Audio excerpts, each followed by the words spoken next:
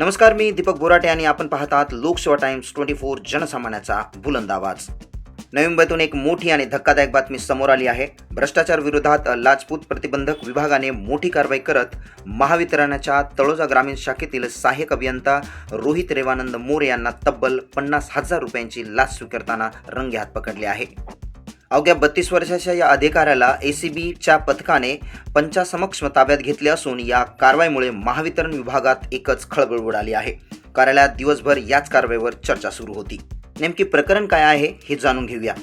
मिळालेल्या माहितीनुसार एका खाजगी विद्युत ठेकेदारामार्फत एका गोदामाकडे जाणाऱ्या वीज वाहिनींचे लाईन शिफ्टिंग करण्याचे काम सुरू होते.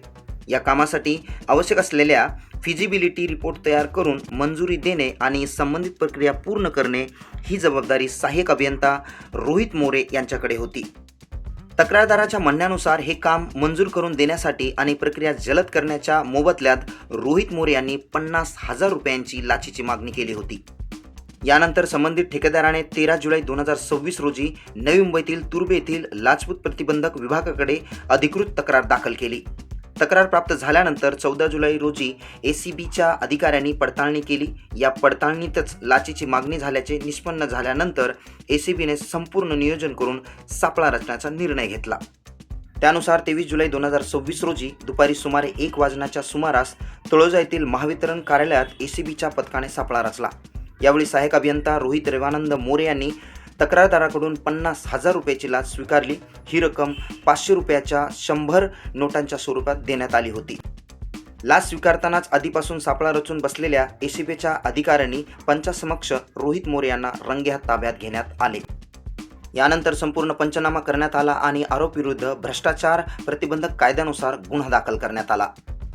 या संपूर्ण कारवाईची लाचलुचपत प्रतिबंधक विभागाने अत्यंत गांभीर्याने दखल घेतली आहे. पोलीस उपाधीक्षक धर्मराज सोनके यांच्या मार्गदर्शनाखाली आणि सहाय्यक पोलीस निरीक्षक अरुंधती येवले यांच्या नेतृत्वाखाली एसीबीच्या पथकाने ही यशस्वी कारवाई पार पाडली.